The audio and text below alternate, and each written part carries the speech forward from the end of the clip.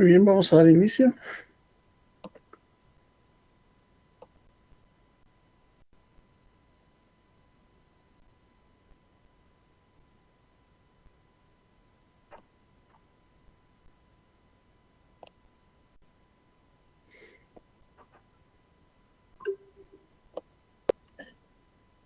Bien, muy buenas tardes, estudiantes de Universidad Rural de Guatemala. Sean ustedes bienvenidos al desarrollo de la semana número 3 del curso Derecho Procesal Constitucional.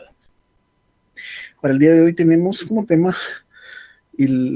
lo que son los elementos y presupuestos del proceso de amparo, a cargo de su servidor, Juan Carlos Mejía Argueta, que vamos a desarrollar hoy y algunos temas puntuales sobre lo que corresponde al amparo, cuáles son esos requisitos que se deben de cumplir para llevar a cabalidad un proceso de amparo. Dentro de esto, podemos mencionar que esta semana ha estado plegada de una gran cantidad de situaciones dentro del ámbito de garantías constitucionales. De hecho, fue otorgado amparo a favor del abogado eh, Raúl Falla, en relación a las comisiones de postulación, toda vez de que se exige de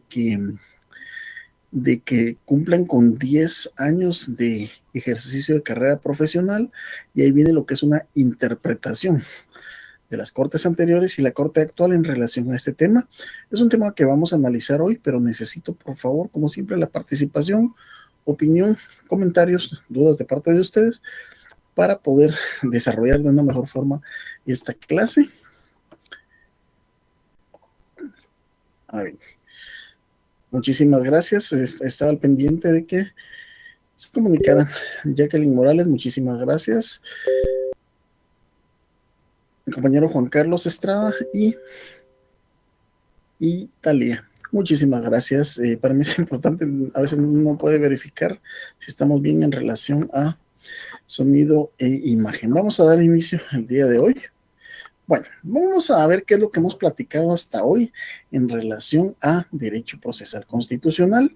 Estamos sobre la semana 3, al finalizar esta clase, 2 clases más, y estamos ante nuestro primer examen parcial que va a ser básicamente lo que hemos estado desarrollando en clase.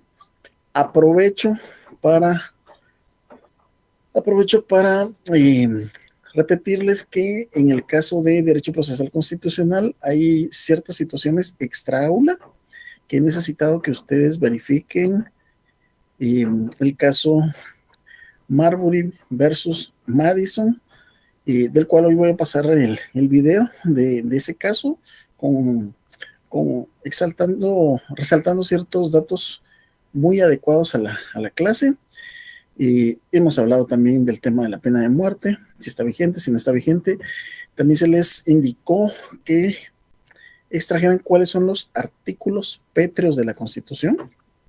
Se habló sobre los artículos pétreos, sobre la Carta Magna y su historia. ¿Se recuerdan que platicamos de ese tema? Digo porque si hay alguno que por cualquier motivo se está incorporando hasta ahora a clases. Y también investigar sobre a qué se refiere la acción popular y cuál es la definición de supremacía constitucional. Son temas de los que hemos estado viendo, son temas fuera de lo que estamos hablando acá, o algunos sí los desarrollamos, pero necesito que los vayan desarrollando por su lado, y que lógicamente también pueden ser sujetos de examen, ¿verdad? En el caso de los artículos pétreos. Muy bien. ¿Cuál es el objetivo de clase? Tenemos como objetivo de clase conocer cuáles son esos elementos, cuáles son esos presupuestos o requisitos que le podemos denominar al tema del amparo. Entonces, ¿qué hemos venido desarrollando en relación al derecho procesal constitucional? Partimos del hecho de que el derecho es un conjunto de normas, principios y doctrinas que regulan la conducta del ser humano en sociedad buscando la armonía. ahí sí, trabajamos esta definición de derecho, luego hablamos sobre lo que es un derecho sustantivo y si derecho adjetivo procedimental, entendiendo este derecho sustantivo como ese conjunto de normas o reglas per se que establecen las conductas. Si vamos a hablar de esto, estamos hablando de un código penal que nos da las prohibiciones, estamos de un código civil que nos da la normativa en el ámbito civil, un código de comercio que nos da la normativa en materia mercantil y el caso particular del código de trabajo, que es un código sustantivo y adjetivo o procedimental al mismo tiempo, porque dentro del mismo código de trabajo encontramos normas de carácter procedimental, encontramos el proceso ordinario laboral. En este caso, nos estamos refiriendo al ámbito constitucional, estamos en el estudio de un derecho procesal constitucional que respetando las diferentes definiciones que hemos manejado, lo podemos definir como ese conjunto de normas, principios y doctrinas. Ojo, en este caso no estamos hablando que es de derecho público, lo que nos hace necesario también hacer el recordatorio de que el derecho tiene una división entre derecho público y derecho privado, entendiendo el derecho privado como ese conjunto de normas, principios y doctrinas que regulan las relaciones entre las personas, mientras que el derecho público regula es el conjunto de normas, principios y que regula las relaciones entre el Estado y los particulares. Y aquí, sin lugar a dudas, tiene que intervenir el Estado. Y decíamos del derecho procesal constitucional, dentro de que es parte del derecho público y es un conjunto de normas, principios y doctrinas ¿qué es lo que va a regular? Va a regular esos instrumentos de protección, de defensa a los mismos derechos fundamentales. Y eso regula las tres garantías constitucionales. Cuando hablamos de una constitución, estamos hablando de la ley suprema de un Estado que regula tres cosas: los derechos fundamentales, la organización del Estado y lo que es las garantías constitucionales. ¿Cuáles son estas tres garantías constitucionales de las cuales hemos venido platicando? Pues el amparo, la exhibición personal y la constitucionalidad de las leyes.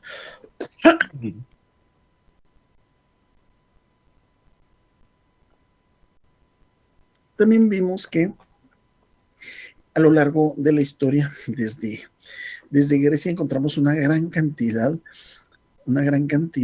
desde hace siglos, cómo se manejaba la constitucionalidad de las leyes, ese nomos y el cefisma. También vimos en relación al amparo, cómo se podían aplicar, que son versiones muy, pero muy antiguas, y de lo que es el antecedente de estas figuras de garantía constitucional que tenemos hoy en día. Siempre hemos dado la importancia que se merece, especialmente en derecho, los antecedentes que manejamos. Ya hoy día, pues, ya estamos empezando, desde la semana pasada estamos empezando a desarrollar propiamente lo que es el amparo.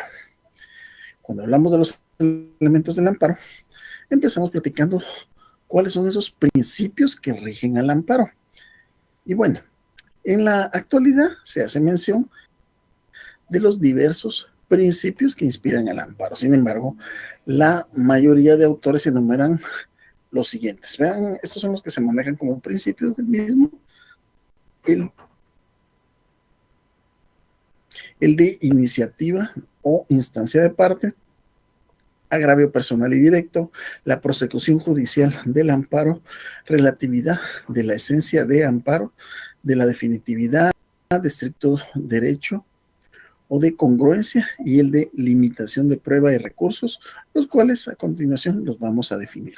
Por favor, necesito que tengamos Constitución, Ley de Amparo y la Exhibición Personal, Ley del Organismo Judicial a la mano para los apuntes que vamos a realizar en relación al fundamento legal de cada uno de estas anotaciones que vamos a desarrollar el día de hoy. Tenemos entonces principios de iniciativa o instancia de parte. Algunos de estos principios ya empezamos a hablar la semana anterior, pero es menester que los entendamos, asimismo, no solo que los entendamos, sino que por favor los vayamos identificando dentro de nuestra respectiva ley. Ese principio consiste en que en el proceso de amparo no hay acción popular. ¿Se recuerdan que les dije que necesitaba que me obtuvieran algunas definiciones de lo que es acción popular? Pero sí vamos a definirlo. Que debemos de entender con acción popular es de que cualquiera puede accionar. En este caso cualquiera, pero en este caso no hay acción popular, es decir, que no cualquiera puede accionar, si únicamente la persona interesada, es instancia de parte o iniciación de oficio. Por ende, siempre debe de existir un interesado o agraviado, quien debe de provocar la actividad protectora del Tribunal Constitucional, debiendo siempre ser necesario que dicha actuación o conocimiento sea instado en la forma que determina la ley de la materia. Lo anterior está fundamentado en el artículo sexto o 6 de la Ley de Amparo, Exhibición Personal y Constitucionalidad, que vamos a proceder a dar lectura en este momento. De paso, aparte de la lectura propiamente del artículo, pues voy a hacer más de alguna observación en el caso de que mi ley de amparo pues tiene notas de jurisprudencia. Impulso de oficio. Artículo sexto. En todo proceso relativo a la justicia constitucional, solo la iniciativa del trámite es rogada. Todas las diligencias posteriores se impulsarán de oficio bajo la responsabilidad del tribunal respectivo, quien mandará se corrijan por quien corresponda las deficiencias de presentación y trámite que aparezcan en los procesos. Esa es la situación que se da. Es decir, independientemente que se presenten y que haya que hacer correcciones, esta es recibida. De la correcta intelección de preceptos transcritos, se advierte que el mismo impone al Tribunal de Amparo la carga de promover el avance del proceso de una etapa a otra, a efecto de que ésta pueda llegar a la emisión de la resolución respectiva, para así lograr la finalidad, que es la protección y defensa de los derechos fundamentales. Es decir, ¿a qué nos estamos refiriendo con derechos fundamentales? Lo anterior viene del expediente 4827-2003, auto del 14 de febrero de 2014. A eso nos estamos refiriendo cuando estamos hablando del principio de iniciativa o instancia de parte, mismo que lo encontramos en el artículo sexto de la Ley de Amparo.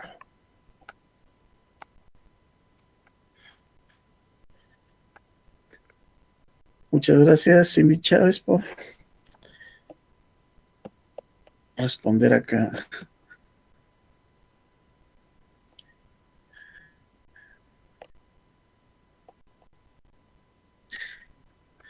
Bien, cuando hablamos del principio de agravio personal o directo, este principio es complementario del anterior al que se aludió, pues además de que el proceso de amparo debe ser instado por el interesado o agraviado, debe de existir un agravio personal y directo en los derechos del peticionante o en su patrimonio. También es preciso que exista una relación ideal y lógica entre el acto señalado como agraviante, el derecho vulnerado y la protección requerida. Por ende, se constituye este principio en una de las condiciones de procedibilidad, es decir, para que proceda el proceso mencionado, siendo necesario, en todo caso, que el peticionario demuestre el agravio del que fue objeto o la amenaza de que ocurra el mismo. Esto debe ser demostrado. Sin lugar a dudas que si no se cumplen con este principio, pues va a ser rechazado in limine el respectivo proceso de amparo con el que se esté pretendiendo iniciar.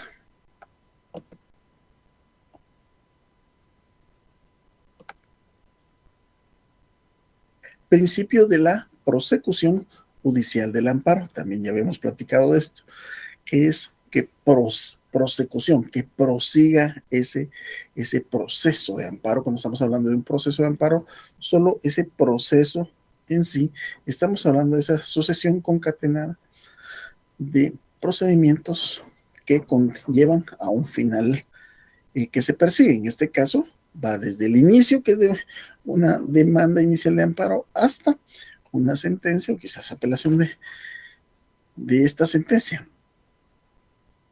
Dicho principio, según la legislación mexicana, consiste en que se tramitará en todas sus partes de acuerdo con el procedimiento legal correspondiente.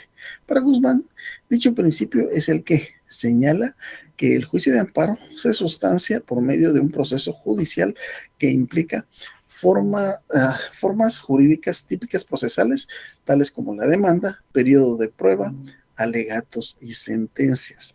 Es decir, debe de proseguir todo un proceso. ¿Esto libre de qué? Si vamos a interponer un amparo, esto se debe a que hay dos posibilidades: que hay una amenaza a la violación de un derecho o que el derecho ya ha sido violado y se pretende reintegrarlo. Es decir, que si es por cualquiera de las dos, es necesario que se tomen medidas inmediatas para que no hayan daños ulteriores, lo que colocábamos. ¿De qué nos va a servir que el día de mañana se nos diga que, bueno, va a tardar 2, 3 años, o pongámosle 2, 3 meses en resolverse que sí se puede comprar oxígeno en un hospital, si para ese entonces cuántas personas habrán perdido la vida por este tema? O bien, eh, el tiempo en este caso tiene mucho que ver para que no se ocasionen daños ulteriores. De esa cuenta, por eso es que existe la figura del amparo provisional, y un caso de esos es lo que les voy a colocar hoy en pantalla dentro de un momento. Para Guzmán, dicho principio es el que señala que el juicio de amparo se sustancia por medio de un proceso judicial que implica formas típicas procesales tales como demanda, periodo de prueba, alegatos y sentencia. Lo anterior evidencia que en la tramitación de dicha garantía se suscita un cuasi debate o controversia, pero no conlleva necesariamente una litis entre el promotor del amparo, que es el particular, y la autoridad responsable como partes principales del juicio.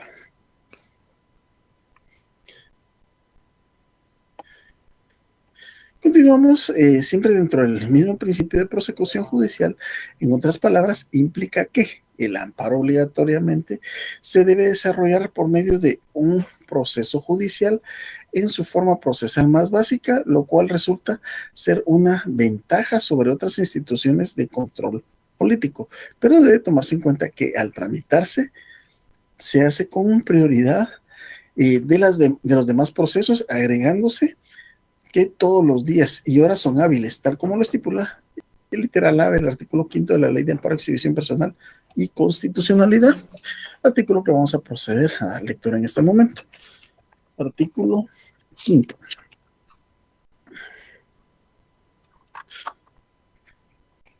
Principios procesales para la aplicación de esta ley. En cualesquiera procesos relativos a la justicia constitucional se rigen los siguientes principios. A. Todos los días y horas son hábiles. Y en relación a esto se manifiesta que los plazos en materia de los procesos constitucionales no pueden reglarse conforme las previsiones establecidas en las normas ordinarias, como pretende hacer valer el solicitante en la presente queja. Este está hablando de un caso en específico, pues adujo que para el cómputo del plazo debía observarse lo establecido en la ley del organismo judicial, específicamente el artículo 46 de la LOJ, ya que dada la naturaleza subsidiaria y extraordinaria del amparo, sus ritualidades procesales se rigen por las disposiciones específicas de la materia, siendo aplicable en el caso concreto lo regulado en el artículo 5 de la Ley de Amparo, Exhibición Personal y Constitucionalidad, que dispone que en cualquiera de los procesos a la justicia constitucional todos los días y horas son hábiles, y esto deviene del expediente 1146-2015, auto del 10 de abril de 2015. Y ahí lo tenemos. Luego de esto pasamos al siguiente principio. Principio de la relatividad de la sentencia de amparo. Este principio preceptúa que la protección constitucional pedida resguarda únicamente al solicitante, que es el sujeto activo, siendo esta la persona directamente perjudicada con el acto que se reclama en el amparo, o sea, que resguarda única y exclusivamente los derechos de la persona que soporta el agravio, por ser esta una acción personalísima, no incluyendo la protección que brinda esta garantía a los demás sujetos procesales que intervienen en el amparo, como por ejemplo los terceros interesados, dejando a salvo la figura de la representación legal que una persona puede hacer por otra. Y en este caso estamos hablando de la figura de la personería. Es decir, que por eso es que hay que ver quién es el agraviado, quién es el interesado y a quién se le otorga ese amparo en relación a que él pueda o no pueda cumplir este tipo de disposiciones.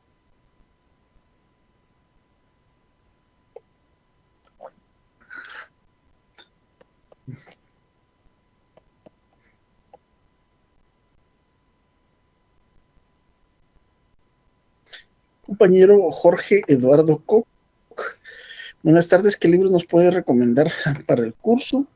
Estamos un poquito atrasados como para eso, pero con mucho gusto, mi estimado. Pues el libro que...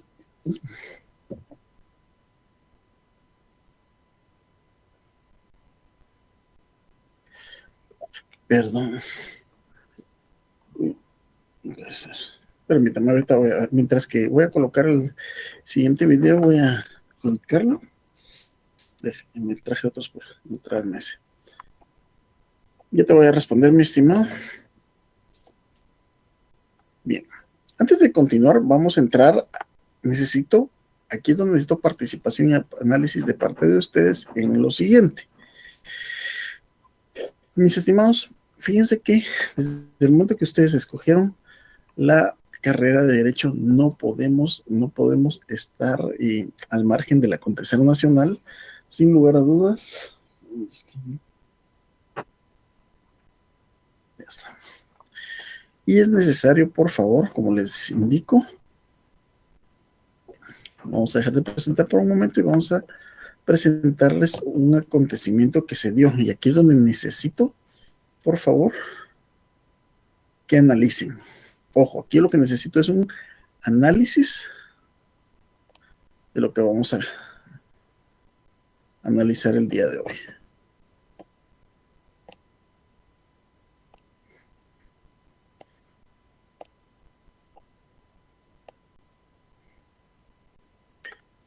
Necesito que tengan su constitución cerca y necesito que hagamos nosotros o intentemos hacer ese análisis intelectivo que se dio.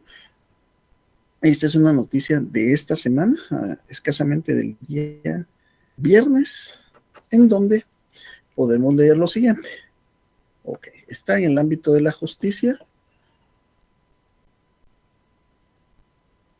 y analicemos, por favor.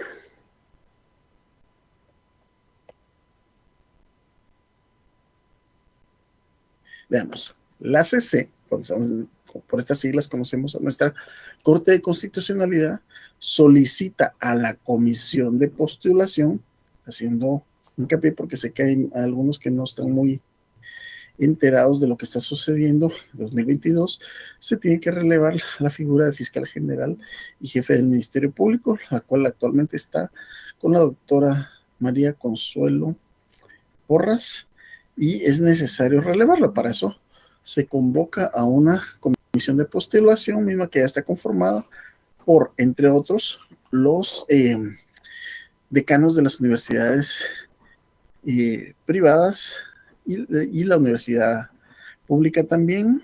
Está la presidenta de la Corte Suprema de Justicia, entre otros, representante del Colegio de Abogados. Y en este caso, que se revise el cumplimiento de los requisitos para aspirantes a dirigir el Ministerio Público para que no se pueda contar como años del ejercicio profesional la experiencia ante una judicatura. Ahorita les voy a explicar esto para que ustedes me ayuden a determinar si hay cumplimiento o no hay cumplimiento de esto. Vean pues, pregunto, ¿cuáles son los requisitos que nos indica nuestra Constitución para ser fiscal general de la nación? Los requisitos que establece establece la Constitución. Váyanse, por favor, a la Constitución y encontramos en el artículo 251. Vamos todos, por favor, al artículo 251. Nos indica: Ministerio Público. El Ministerio Público es una institución auxiliar de la administración pública y de los tribunales con funciones autónomas cuyos fines principales son velar por el estricto cumplimiento de las leyes del país. Ahora bien, en este caso, nos vamos a ir.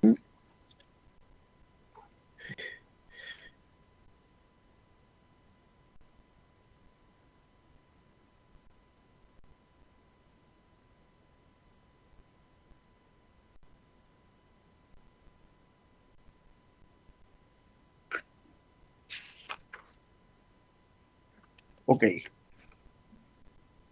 El jefe del Ministerio Público será el fiscal general de la República y le corresponde el ejercicio de la acción penal.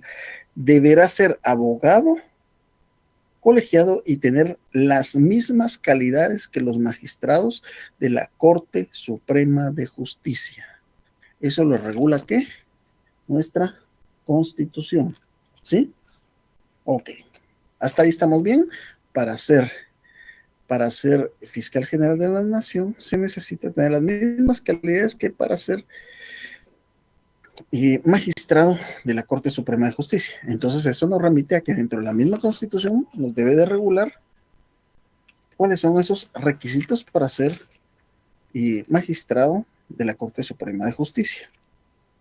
Corte Suprema de Justicia, nos vamos al artículo 214, pero propiamente al artículo 216. Estoy haciendo todo esto para que entendamos, en primer lugar, por qué se pidió el amparo y qué fue lo que se otorgó al otorgar el amparo provisional, que dicho sea de paso, pero ahí no lo voy a perder, sabiendo que el doctor Eric Castillo interpuso un amparo en contra de este amparo, pero bueno. Artículo 216. Requisitos para ser magistrado de la Corte Suprema de Justicia, es decir, que son los mismos requisitos para ser fiscal general de la nación. Para ser electo magistrado de la Corte Suprema de Justicia se requiere, además de los requisitos previstos en el artículo 207, que es para ser juez, ser mayor de 40 años y haber desempeñado un periodo completo como magistrado de la Corte de Apelaciones o de los tribunales colegiados que tengan la misma calidad, o tienes experiencia o haber ejercido la profesión de abogado por más de 10 años. Aquí es donde esto no se estuvo cumpliendo. De hecho, en la comisión de postulación anterior entraron, dentro de los que recuerdo que entraron, que no cumplían con esto y se lo avalaron, fue el señor juez Miguel Ángel Gálvez. ¿Qué pasó? De hecho, pasó a la siguiente ronda. Entonces, ¿qué es lo que están diciendo? ¿Por qué se pidió esa protección constitucional ante eso? En este caso lo hizo, como lo indica la pantalla, la Corte de Constitucionalidad o el amparo presentado por el abogado Raúl Milcar Falla Ovalle, y a la que cuando la comisión de postulación revise el cumplimiento de los requisitos para los aspirantes, no pueden equipararse los años de ejercicio profesional con la experiencia en una judicatura. No se puede, o sea, no es lo mismo. Sin lugar a dudas, yo en este caso, sin lugar a dudas, por ser un abogado litigante, pues comparto esta opinión, ¿verdad? Que no se puede comparar. Ojo, no se está de ninguna forma menospreciando la judicatura, simplemente se está indicando que no se puede equiparar, porque aquí vamos a hacer una interpretación. Está lo que dice la interpretación constitucional de esto, que cuál era el espíritu de la ley acá, que la persona que llegara a ese puesto tuviera esa experiencia como abogado litigante. Es decir, aquí no dice abogado litigante, pero dice o el ejercicio como abogado durante 10 años. Entonces se interpuso ese amparo. De esa cuenta podemos ver que en esta resolución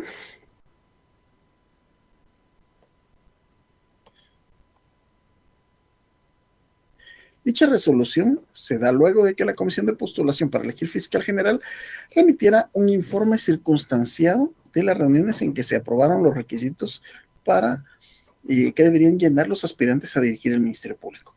En la notificación que fue entregada a la postuladora específica en el numeral quinto para resolver si procede el amparo provisional, que las autoridades denunciadas remitan los antecedentes del caso o en su defecto informe circunstanciado dentro del perentorio término de 24 horas. El emplazamiento es producto de una acción de amparo promovido por, como ya se dijo, por el abogado Raúl Falla. La comisión de postulación convocó a los abogados que aspiren a dirigir el ente investigador. Ahora bien, ¿qué pasó con el amparo? Aquí tenemos.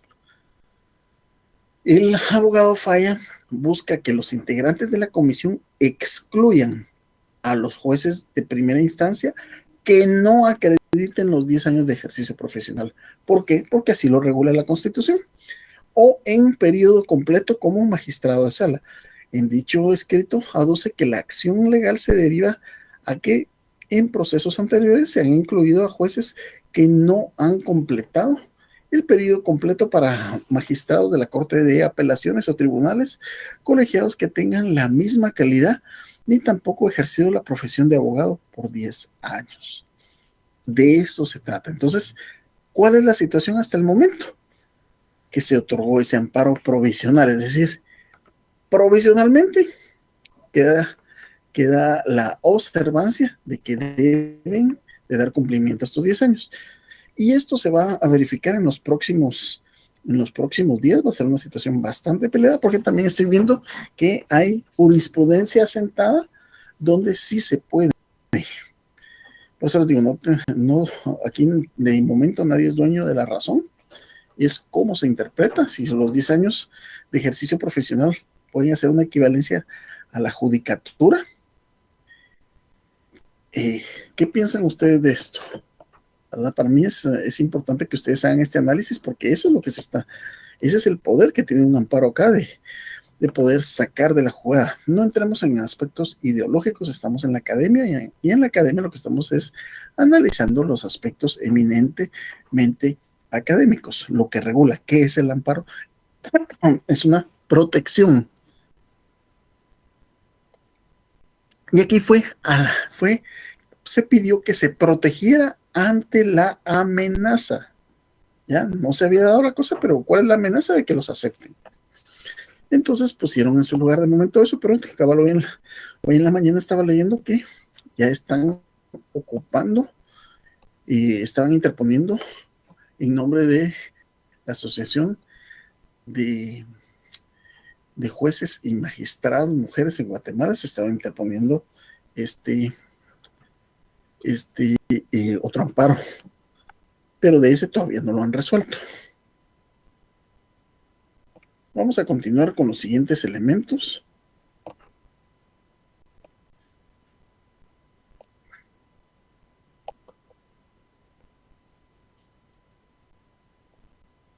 Ahí estamos. Vamos ahora con lo que es el principio de la relatividad de la sentencia de amparo. Este principio preceptúa que la protección constitucional pedida resguarda únicamente al solicitante, es decir, al sujeto activo, siendo esta la persona directamente perjudicada con el acto que se reclama en el amparo, o sea que resguarda única y exclusivamente los derechos de la persona que soporta el agravio, por ser esta una acción personalísima, no incluyendo la protección que brinda esta garantía, acción legal que una persona puede ejercer por otra, a lo cual lo denominamos como personería. El principio de definitividad, sin lugar a dudas, muy importante y se ha recalcado mucho. ¿Y en qué caso se aplica esto? ¿Se recuerdan que les he dicho que mucha gente, por una gran cantidad de situaciones que han tenido,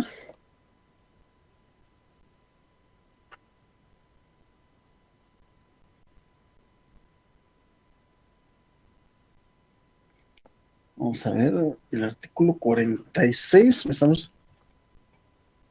ampliar el artículo 46, pero estamos Hablando del artículo 46, ¿de qué? De la Constitución, ¿de qué, mi estimado Daniel Vázquez?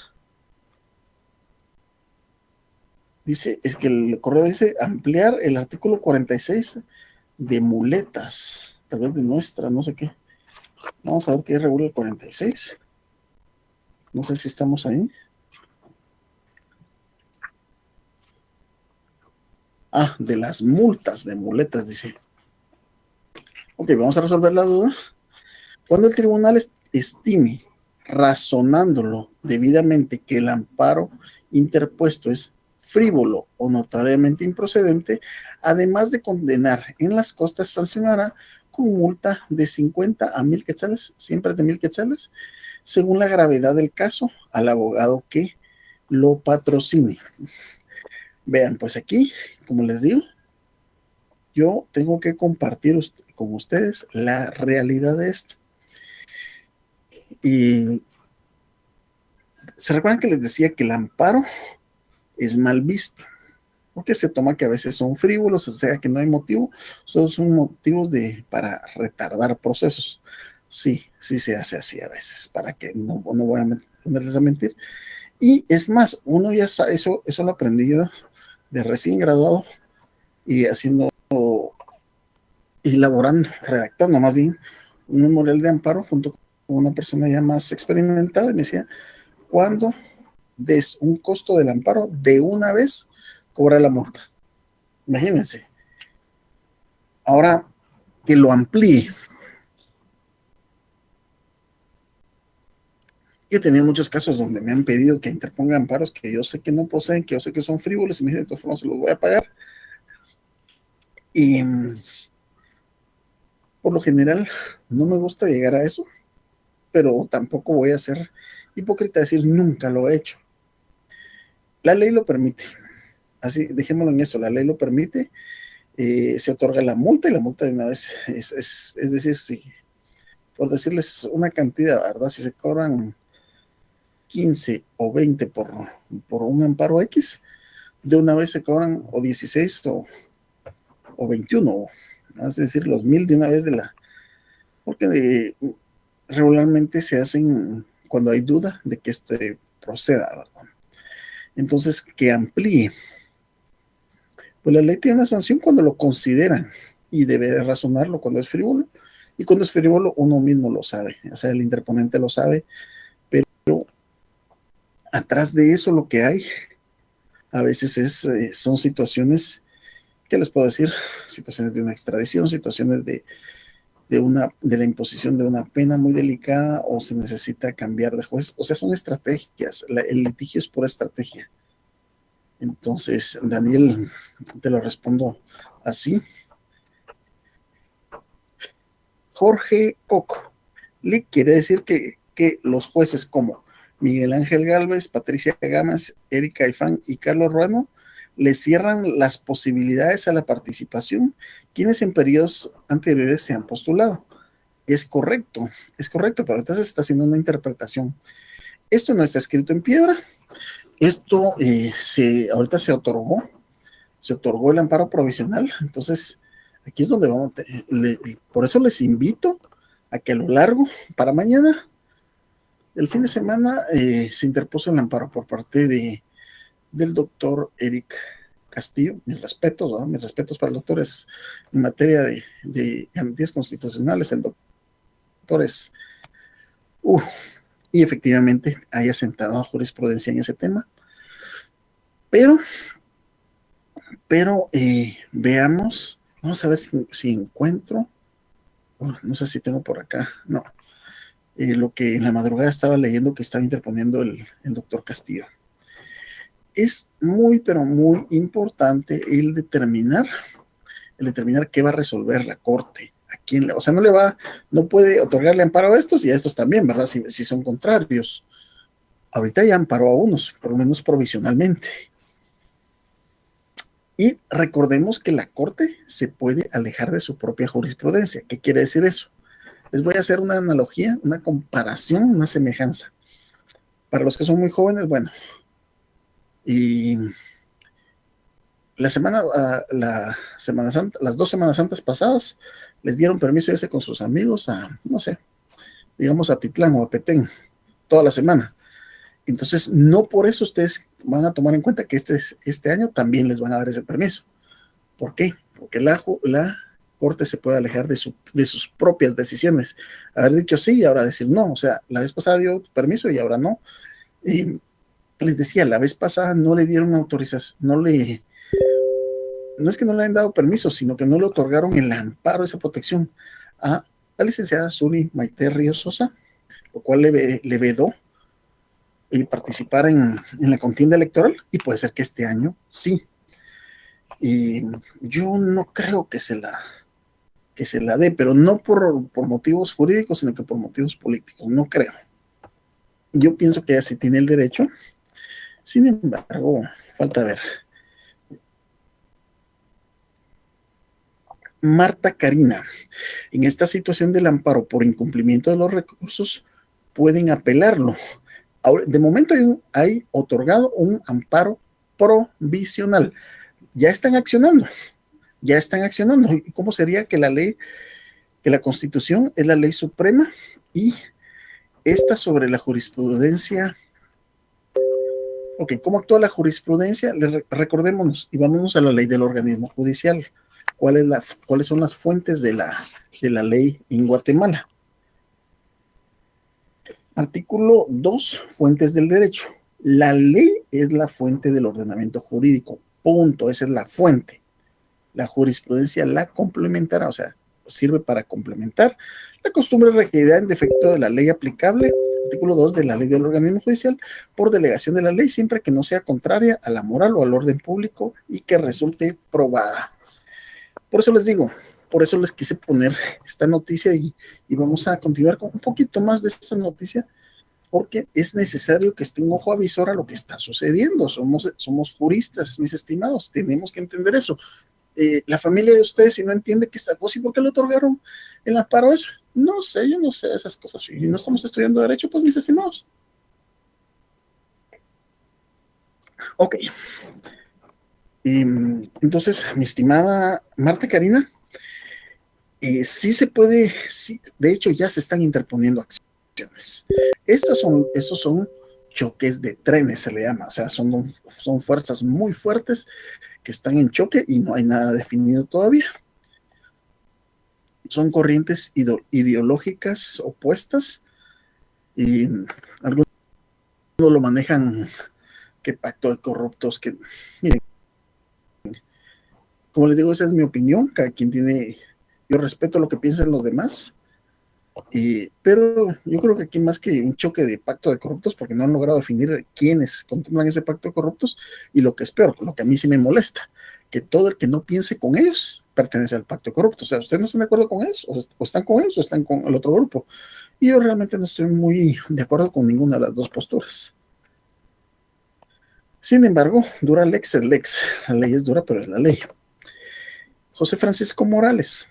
En este caso, no serían los jueces afectados quienes tendrían que solicitar el amparo a su favor, debido a que se les está violando sus derechos de poder participar, debido a que sí cumplen los requisitos que dice el artículo 251. José Francisco, pero aquí entramos, bueno, no solo José, sino que para todos. ¿Cómo creen que interpreto yo que soy abogado litigante en ejercicio de la carrera liberal, es decir, abogado en ejercicio, ya que la Constitución regula que deben de tener 10 años de ejercicio como abogado? Hay una interpretación que dice, bueno, pero para ser juez se necesita ser abogado, entonces está ejerciendo como abogado. Pero es que son interpretaciones. Esas son interpretaciones. ¿Y quién interpreta la ley? A ver, díganme ustedes, porque eso, no ahorita, pero eso se los voy a colocar eso se los voy a poner en un examen. ¿Quién es el encargado de interpretar la ley? Perdón, de interpretar la Constitución.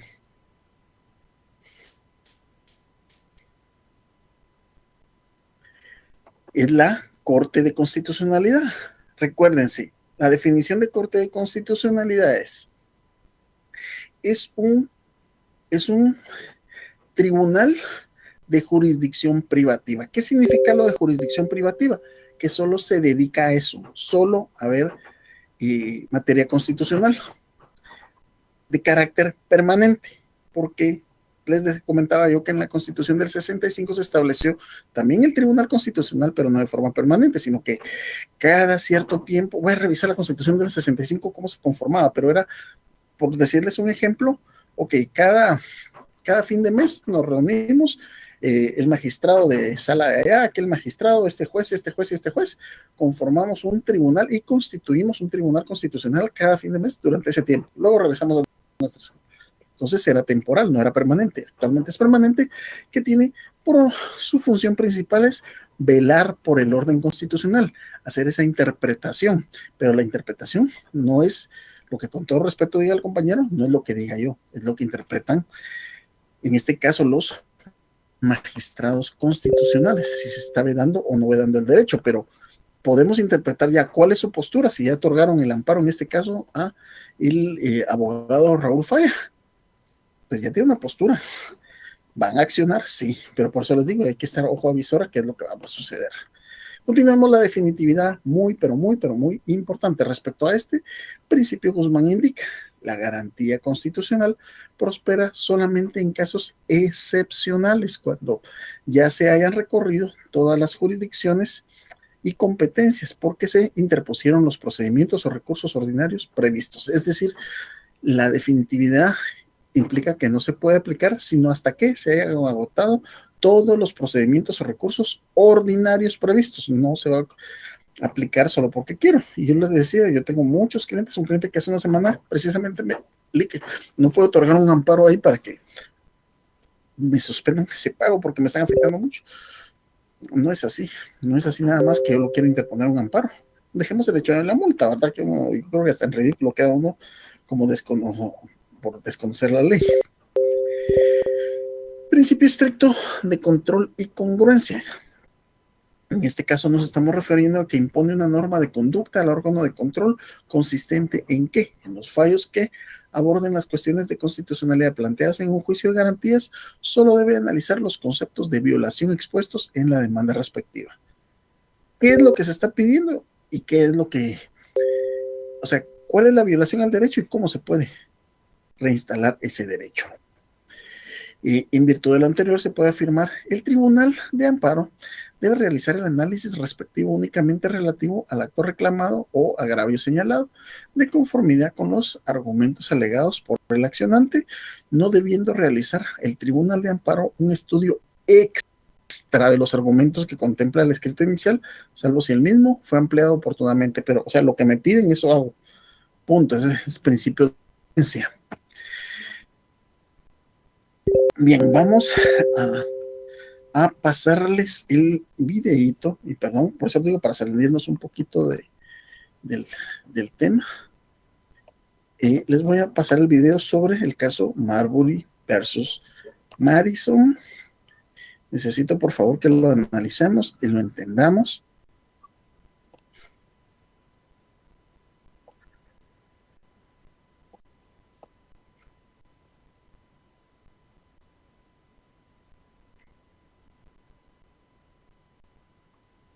Ok, vamos. La supremacía de la Constitución. El caso de Marbury versus Madison. ¿Qué es la supremacía de la Constitución? La supremacía constitucional significa que en un sistema jurídico determinado, la Constitución rige todo el ordenamiento legal de aquel Estado, por lo que si una ley, un reglamento, un decreto o cualquier otro dictado normativo de orden jurídico contraviene o se opone a la Constitución, tales ordenamientos son nulos, de pleno derecho y corresponde a los tribunales declarar su invalidez. ¿Cómo surge la supremacía de la Constitución? El constitucionalismo moderno surge del legado jurídico-político de la Revolución Francesa, que proporcionó la idea de democracia moderna y soberanía popular. Otro de los aportes fue realizado por Estados Unidos a través de su Constitución de 1787, marcando los lineamientos a los que deben apegarse las leyes superiores de los estados modernos. Resultado de lo anterior, se establece un caso emblemático de aquel país, que fue la decisión de la Corte Suprema al resolver el caso Marbury versus Madison, con el voto del juez John Marshall, en el año de 1803, siendo el precedente jurídico más significativo que dio cabida al principio y teoría de la supremacía constitucional. ¿Qué sucedió en el caso de Marbury versus Madison? En el año de 1801, John Marshall toma el cargo de juez en la Corte Suprema de los Estados Unidos. Durante ese mismo año, Thomas Jefferson toma posesión de la presidencia de dicho país. Cuando Marshall toma posesión como presidente en la Corte Suprema, el Poder Judicial en Estados Unidos era la rama de gobierno menos respetada y la más débil, además de que el presidente de los Estados Unidos pertenecía al partido contrario al del juez, ocasionando una relación complicada entre ellos. El caso comienza cuando, a pocos días de que Jefferson tomara posesión de la presidencia, el presidente en curso, Adams, realiza el nombramiento de 42 jueces de paz para servir por un periodo de 5 años en los distritos de Columbia y Alexandria. Ante esto, el Senado realizó las ratificaciones correspondientes el 3 de marzo, un día antes de la toma de posesión de Jefferson. Para ese entonces, Marshall también se desempeñaba como secretario de Estado y era él quien debía sellar los nombramientos y enviarlos a sus titulares. Ante la premura de la solicitud, no pudo concluir con esta, dejándola en manos del nuevo secretario de Estado, James Madison, quien se negó a sellar y entregar los nombramientos faltantes. Para 1802, la situación no se había resuelto y además el Senado decide modificar la ley sobre los circuitos judiciales y elimina las plazas de los jueces nombrados por Adams. William Marbury es uno de los jueces que había sido nombrado por el presidente Adams y ratificado por el Senado, pero no recibió su nombramiento. Ante ello, él demandó a Madison como responsable de mandarle su nombramiento y en el carácter de secretario de Estado, pidiendo una orden de mandamus para que el gobierno se viera obligado a hacerle llegar su nombramiento. El 24 de febrero de 1803, Marshall da a conocer el veredicto a nombre de la Suprema Corte, el cual expone mediante 3 preguntas fundamentales. ¿Tiene el promovente derecho al nombramiento que solicita? Si tal derecho o ese derecho le ha sido negado, ¿las leyes de su país le ofrecen un remedio? Si le ofrecen tal remedio, ¿ese remedio es un mandamus que expide la Corte? Con dichas preguntas, y considerando que por un lado, en la sección 13 de la Ley de Organización Judicial de 1789, se menciona que la Suprema Corte tiene la jurisdicción para intervenir en casos surgidos de cualquier tribunal, mientras que por otro la Constitución de Estados Unidos, en su artículo 3, sección 2, indica que la Suprema Corte tiene jurisdicción únicamente en casos que provengan de tribunales inferiores, lo que significaba que, para el presente caso, la Corte no tenía ninguna jurisdicción, ya que éste había surgido directamente de la Corte misma, por lo que Marshall concluye que la sección 13 de la Ley de Organización Judicial de 1789 es inconstitucional y establece lo siguiente: y no puede obligar a los tribunales a obedecer. 3. La obligación del Poder Judicial es hacer valer la ley y proteger la Constitución. 4. En casos donde una ley ordinaria del Legislativo y la Constitución sean aplicables, deben considerar que la Constitución es superior a cualquier otra ley. De esta manera se crean las bases de la supremacía de la Constitución y de las obligaciones de un juez. ¿Cuál es la importancia de la supremacía constitucional para el derecho constitucional? Parte esencial del derecho constitucional es el análisis, reflexión y comprensión de la Constitución como texto fundamental de un sistema jurídico. Así, una de las características principales de esta es ser considerada como la norma suprema, la ley de leyes o Carta Magna. Esto último en recuerdo de la Carta Magna inglesa de 1215, que otorgó de manera pionera derechos a los ciudadanos ingleses que debían ser respetados inclusive por el monarca. Así, la Constitución da consistencia a cualquier sistema jurídico concreto, pues es la base de la estructura del Estado. Así lo exponen distinguidos tratadistas internacionales como Georges Rivel y Raymond Queneau de Maigret en Francia, Manuel García Pelayo Alonso y Gregorio Peces Barba en España, al igual que Germán Vidal Campos y Segundo Linares Quintana en Argentina.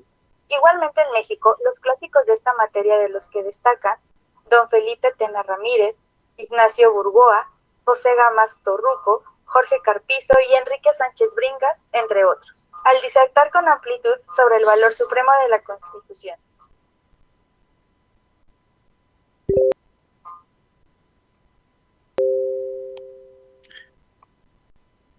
Bueno, mis estimados, el caso Marbury versus Madison, pues es un referente en materia de derecho constitucional, pero principalmente en materia de supremacía constitucional. Vean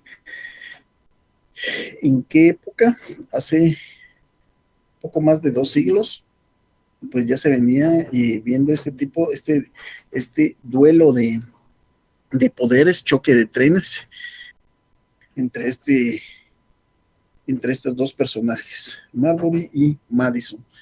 Ahorita pues no hicimos más que pasar así de forma gráfica, de forma un poquito más amena, pero los invito a que hagan la lectura de lo que encuentran en internet. El caso es bastante interesante.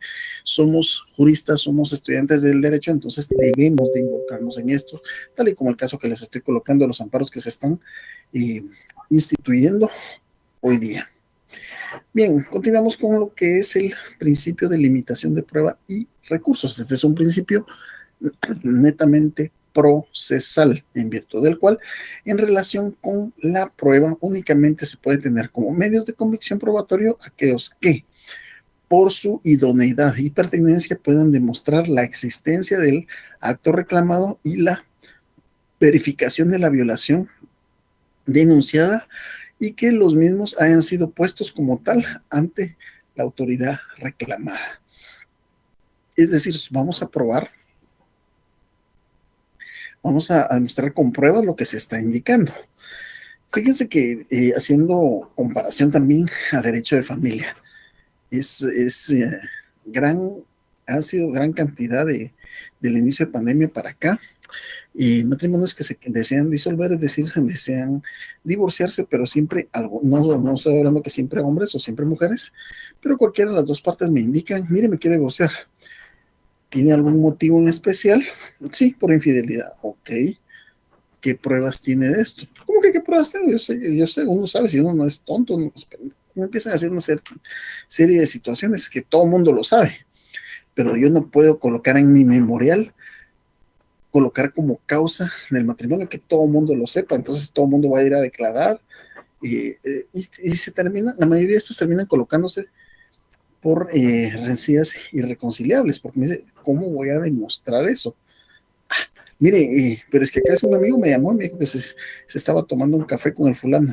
Ok, le dije, ¿y cuál es el problema que se esté tomando un café? Es que uno no es tonto y no sabe. Lo que quiero decir eso, analógicamente, lo que estamos viendo acá es el principio de limitación de prueba. Todo se muestra con pruebas.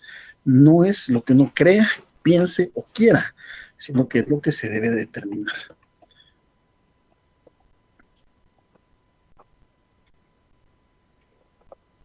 Hay un comentario de Talía. Los 10 años de ejercicio de abogado que establece la Constitución Política de la República, creo que sí son necesarios, y ser mayor de 40 años también, o el haber desempeñado un periodo completo como magistrado en la Corte de Apelaciones o tribunales colegiados. Igual para ser presidente de la República, lo estable que debe ser mayor de 40 años. Tal vez si haya personas jurídicas que sí cumplieron los requisitos para poder ser magistrados de la Corte Suprema de Justicia. Creo que la mayoría han cumplido con estos requisitos que establece la Constitución. Además, por ser la ley suprema, deberíamos de cumplir lo que dice.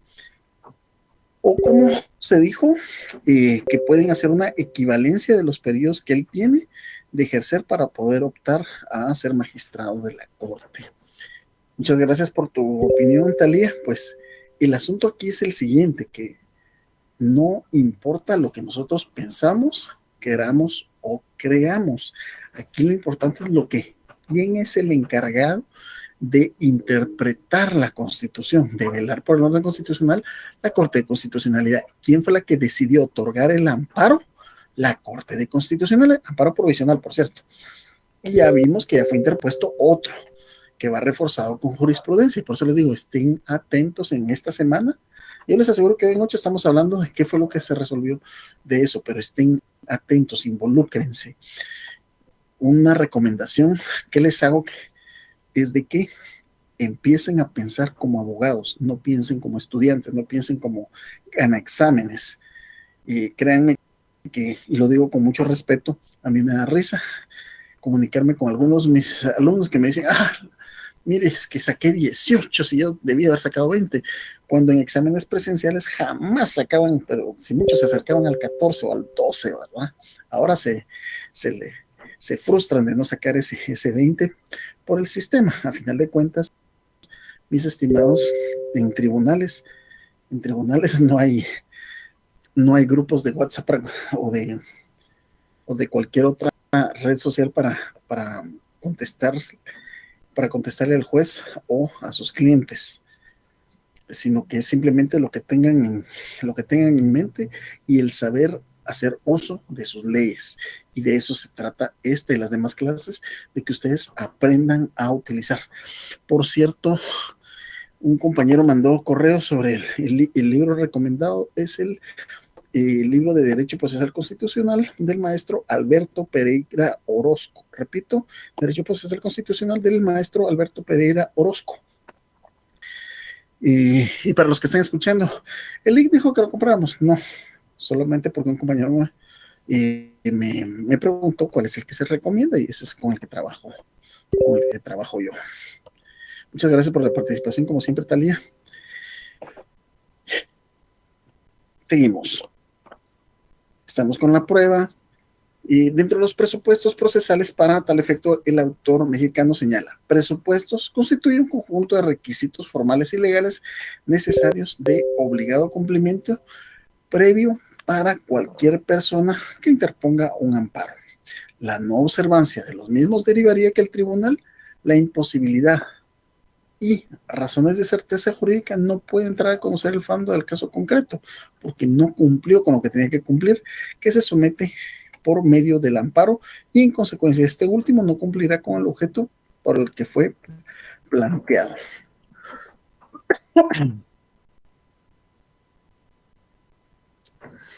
Vamos con la temporaneidad. Y para eso tenemos por acá, aquí está. De conformidad con el artículo 20 de la Ley de Amparo, Exhibición Personal y de Constitucionalidad, preceptúa: la petición de amparo debe hacerse dentro del plazo de los 30 días siguientes al de la última notificación al afectado o de conocido por el hecho que a su juicio le perjudica. Vámonos al artículo 20, veamos qué es lo que nos regula acá. Artículo 20, mucho ojo, porque este también suele ser pregunta de examen, pero la lanzo un poquito para analizar, debe ser un poquito capciosa. Plazo para petición. La petición de amparo debe hacerse dentro del plazo de los 30 días siguientes al de la última notificación al afectado o de conocido por el hecho que a su juicio le perjudica. Sin embargo, ojo con sin embargo, durante el proceso electoral, ¿cuándo se declara el proceso electoral? Exactamente dentro de un año, ya estamos en proceso electoral abierto, y únicamente con lo concerniente a esta materia, el plazo será de 5 días. ¿Cuál es el plazo para interponer amparo? Dentro de los 30 días o 5 días en materia electoral. El plazo anterior no rige cuando el amparo se promueve en contra de los riesgos de aplicación de leyes o reglamentos inconstitucionales a casos concretos, así como ante la posibilidad manifiesta de que ocurran actos violatorios a los derechos del sujeto activo.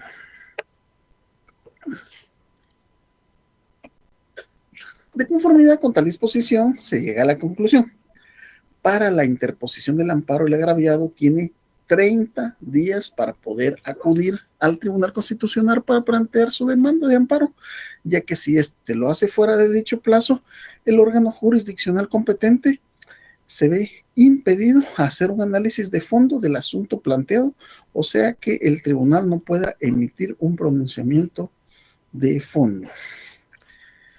El principio de definitividad es un enunciado como presupuesto procesal del artículo 19 de la Ley de Amparo, Exhibición Personal y Constitucionalidad, que implica la obligación que tienen los postulantes de que, previo a pedir el amparo en los asuntos judiciales y administrativos, se tengan un procedimiento establecido en la ley. Debe de hacer uso de los recursos y procedimientos ordinarios contemplados por la legislación que norma el acto. Se deben de agotar la definitividad. ¿Qué pasa si no se agota la definitividad? Pues no va a dar a lugar con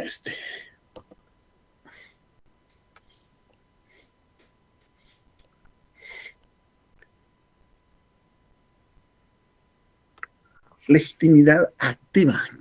¿Quién tiene la legitimidad activa? de la capacidad legal y procesal, es decir, es el que tiene el interés que posee una persona para promover una acción de amparo.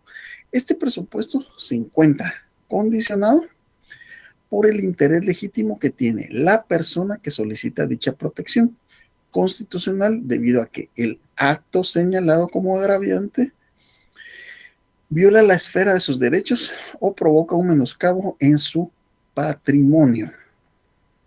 Por otro lado, la legitimación pasiva, nos dice Bourgois, indica que dicho presupuesto procesal se refiere básicamente al demandado, o sea, aquel contra quien se entabla el amparo. Asimismo, expresa que está constituido en términos generales por cualquier autoridad estatal, de cualquier naturaleza política o constitucional que sea, que viole las garantías individuales por una ley o un acto en sentido estricto. Y llegamos ahora a lo que es la jurisdicción constitucional. Antes de seguir con la jurisdicción constitucional, pues vamos a ver la otra de las noticias que salieron en relación al amparo presentado en contra de la participación de algunos jueces. Y como les digo, aquí lo más importante es tener su participación y su opinión.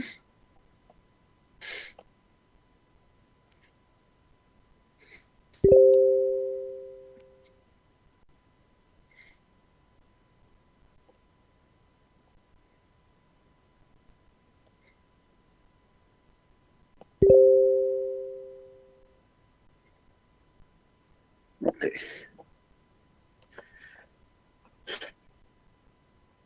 Veamos esta otra noticia referente a este tema. Veamos, pues aquí aparece hasta con los rostros de los interesados. El término está medio, no sé si es, no creo que sea correcto. Dice: la CC se carga a los jueces, quienes no podrán aspirar a fiscal general. Quienes aparecen por acá: el abogado interponente, el accionante, el abogado Raúl Falla. Luego tenemos dos magistrados, magistrado Barrientos y la magistrada Leila Lemos. Y luego tenemos dos de los jueces que se verían afectados o que desde ya están siendo afectados por el amparo provisional otorgado. La Corte de Constitucionalidad otorga un amparo provisional. ¿Cuál es el fundamento del amparo provisional? Por favor, busquémoslo. Busquen el amparo provisional. Promovido por Raúl Falla Ovalle, de la Fundación contra el Terrorismo, que ordena a la Comisión de Postulación para la elección a fiscal general excluir a los jueces de primera instancia. Pero miren, siento que la redacción así, que lo que quieren es excluir a los jueces. No, lo que quieren es excluir a los jueces que no demuestren contar con 10 años de ejercicio como abogados o un periodo igual como magistrados. Entonces, que se hace una comparación. Yo les voy a decir una cosa. Por ejemplo, cuando hacen convocatorias, y algunos de ustedes que se han metido en convocatorias saben que se dice haber realizado pasantía, es un requisito. Mire, yo no he hecho pasantía, pero en la oficina, en una oficina jurídica, olvídese, yo hice 5 años, no 6 meses. Pues entonces, este tiene que saber más o menos lo de un pasante. Eso es lo que están haciendo una analogía. ¿Y qué lo tienen que resolver en nuestra corte, verdad? Esto impediría que los jueces se postulen al cargo de jefe del Ministerio Público, ya que tendrían que contar con otros 10 años como abogados. A prevención se decreta amparo provisional. Como consecuencia, se ordena a la comisión que constituya requisito de los aspirantes al cargo de fiscal general haber ejercido la profesión de abogados por más de 10 años, tiempo al que no se comprende el o los periodos en que se haya ejercido el cargo de juez. Cita la resolución de la Corte de Constitucionalidad. Varios jueces y fiscales han huido del país con temor por su seguridad. Bueno, esto es lo que podemos ver. Seguimos siempre con el desarrollo normal de la clase, pero ahí podemos darnos cuenta qué es lo que se persigue, ¿verdad? Sacar a ciertos personajes, sacarlos de la contienda por la Fiscalía General de la Nación.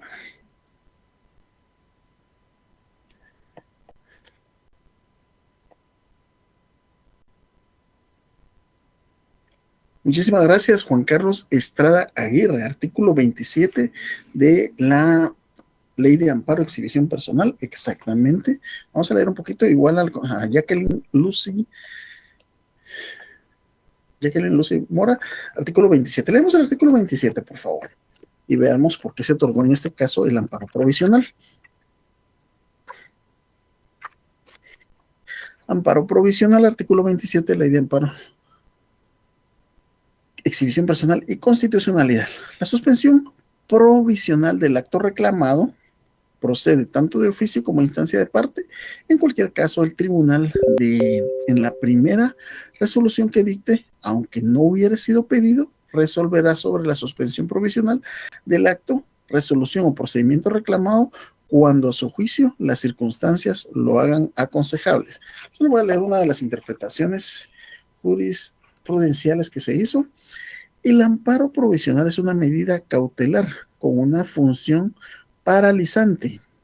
Ahorita están detenidos, están abstenidos de poder inscribirse a la comisión de postulación, cuya finalidad concreta es preservar la materia del proceso, y la materia del proceso es de que no deben de participar porque no cumplen los requisitos de acuerdo a la interpretación realizada, tanto por el accionante, el abogado Raúl Falla, como en este caso fue conteste por lo manifestado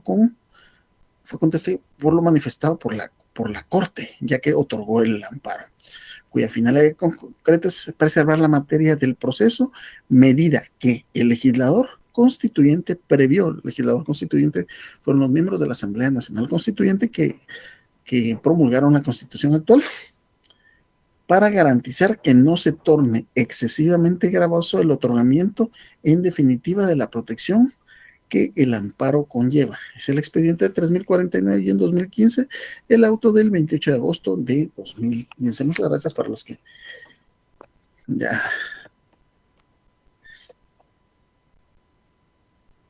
Gracias, Juan Carlos Estrada y Jacqueline Morales.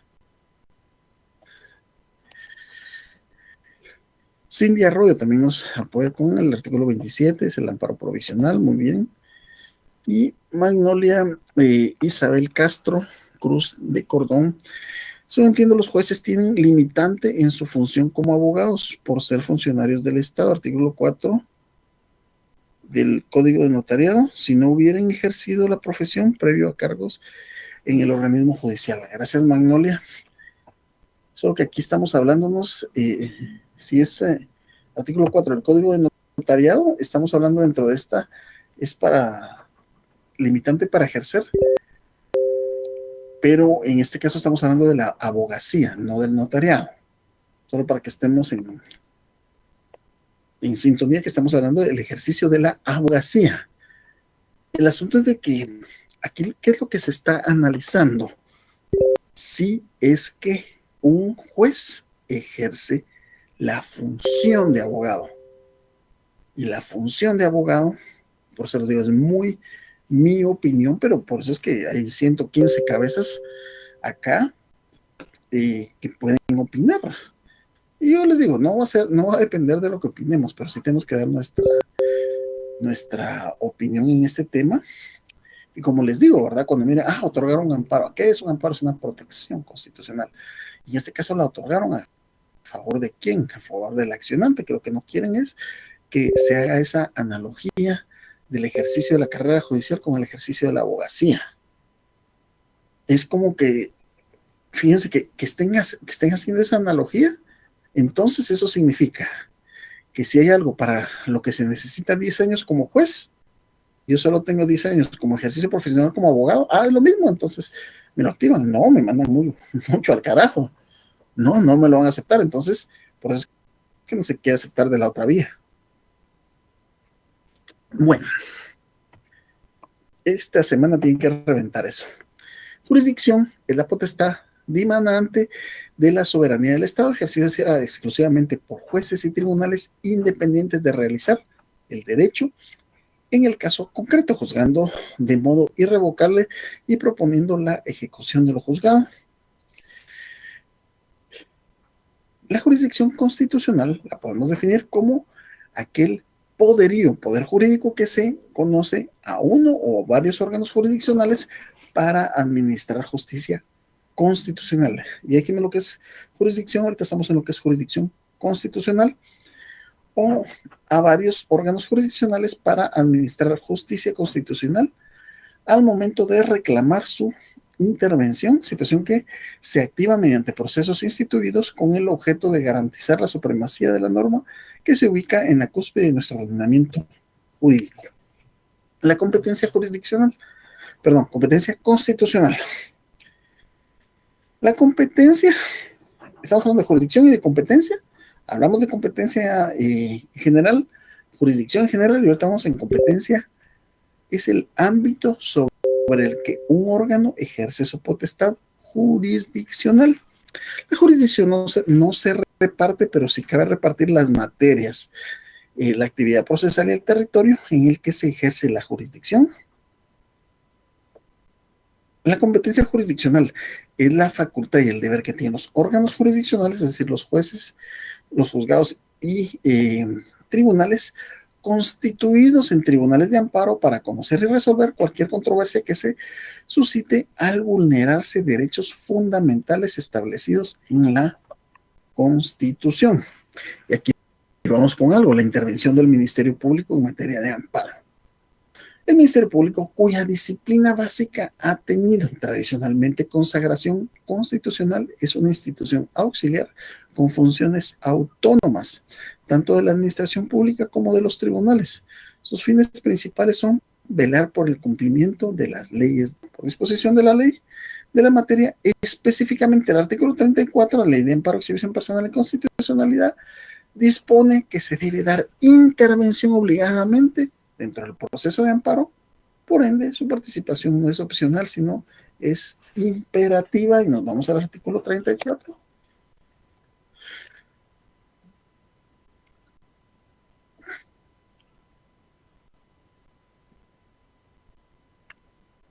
Interés de terceros en el amparo, artículo 34, Ley de Amparo. Si la autoridad, persona impugnada o el solicitante de amparo tuviese conocimiento de alguna persona, tiene interés directa en la subsistencia o suspensión del acto, resolución o procedimiento, ya sea por ser parte en las diligencias o por tener alguna otra relación jurídica con la situación planteada, están obligados a hacerlo saber al tribunal, indicando su nombre, dirección y forma sucinta la relación de tal interés. En este caso, el Tribunal de Amparo dará audiencia a dicha persona en la misma forma que al Ministerio Público, teniéndose como parte. Aquí es donde la hace parte del proceso al Ministerio Público.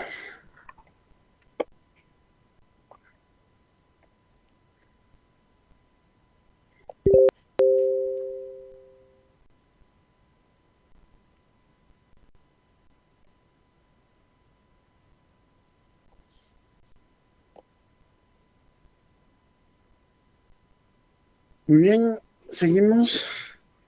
La Ley de Amparo, Exhibición Personal y Constitucionalidad le ha otorgado dos funciones al Ministerio Público, siendo estas: uno, como colaborador en los tribunales de amparo, pues se le da intervención junto con el amparista, haciéndole de su conocimiento todas las actuaciones que se llevan a cabo en la tramitación de dicho proceso constitucional. Por otro lado, como parte, ya que está obligado a interponer amparo en defensa de los intereses que la ley le encomienda, del Estado y de los ausentes, menores e incapaces. Esto era como estaba antes. Les recuerdo que antes PGN y Ministerio Público era antes. Actualmente el que vela por el Estado, ausentes, menores e incapaces, es únicamente la Procuraduría General de la Nación. Los sujetos procesales. Los sujetos procesales son todos aquellos que intervienen en calidad de parte en cualquier proceso, debiendo tener la capacidad y legitimación para establecer la ley. Ya dijimos que tiene que haber un interés, tiene que haber un agravio, entendiéndose por capacidad la condición jurídica de una persona en virtud de la cual puede ejercitar sus derechos y contraer obligaciones, celebrar actos jurídicos en general. Por su lado, cuando estamos hablando de los sujetos, vamos con el sujeto activo. Este también se le denomina accionante, solicitante, amparista, y es toda aquella persona a quien se le ha causado un agravio en forma directa. Dicho de otra manera, es quien sufre las consecuencias o los efectos del acto que se reclama por medio del amparo. La contraparte, el sujeto pasivo, es toda aquella autoridad en contra de quien se promueve el proceso constitucional de amparo, quien puede ser una autoridad de derecho público o de derecho privado, tal como lo estipula el artículo 9 de la Ley de Amparo, Exhibición Personal y de Constitucionalidad, cual vamos a dar lectura en este momento. Artículo 9. Sujetos pasivos del amparo. Podrá solicitarse amparo en contra de el poder público, incluyendo entidades descentralizadas o autónomas, las sostenidas con fondos del Estado creadas por ley o concesión, o las que actúen por delegación de los órganos del Estado en virtud del contrato, concesión o conforme a otro régimen semejante. Asimismo, podrá solicitarse contra entidades a las que debe ingresarse por mandato legal y otras reconocidas por ley, tales como partidos políticos, asociaciones, sociedades, sindicatos, cooperativas y otras semejantes. El amparo procederá contra las entidades a que se refiere en este artículo cuando ocurrieren las situaciones previstas en el artículo siguiente, que es el artículo 10, pero se lo veremos la próxima semana. Una legitimación activa es estar legitimado, es estar facultado para poder actuar. Eso es estar legitimado. En este caso nos referimos a que cualquier persona puede iniciar las acciones que crea que le asisten, y este es el contenido fundamental del artículo 51. El artículo 51 es la acción civil del Código Procesal Civil y Mercantil, cuando establece que la persona que pretende hacer efectivo un derecho o que se declare que le asiste puede pedirlo ante los jueces en la forma prescrita en este Código Procesal Civil y Mercantil. Esta petición únicamente puede formularse en un proceso en el cual la parte actora y demandada estén debidamente legitimados, sujetos procesales en el amparo. Vamos con la legitimación pasiva. Se refiere al ente público contra quien se interpone la acción de amparo y que se deriva en muchos casos de una resolución emitida por este. En otras palabras, la autoridad o autoridades son responsables cuando dictan, ejecutan, trasladan, tratan de ejecutar o dejan de dictar los actos reclamados. La legitimación pasiva se refiere a la autoridad impugnada, es decir, a los sujetos pasivos o recorridos conforme al artículo 9 de la Ley de Amparo, que es el que acabamos de leer. Podrá solicitarse amparo en contra del poder público, incluyendo las entidades descentralizadas o autónomas y todo lo demás que ya desarrollamos. Y tenemos pues algunas preguntas. Y estamos llegando al final de la presente clase. Dejo este espacio el último minuto para ver si hay. Voy a contestar de una vez. Si hay alguna duda, por favor, necesito que la manifiesten en este momento. Con mucho gusto. Solo voy a enviar el link a la compañera.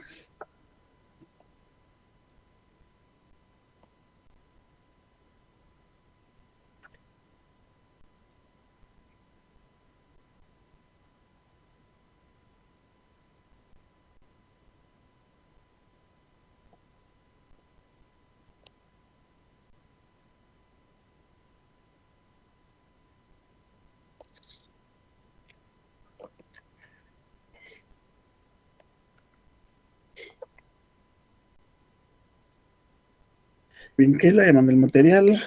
Por si alguna otra observación. No. No veo que hayan observaciones, dudas. Mis estimados, de esta forma damos por finalizada la semana número 3 de Derecho Procesal Constitucional. Nos vemos dentro de 8 días. Por favor, estudien. Les recuerdo que no me circunscribo a esas preguntas que se hacen dentro de la presentación, sino que hemos recorrido bastantes temas como para poder analizarlos y ser sujeto de ese examen. Estimados, que sigan disfrutando su domingo. Gusto en saludarles.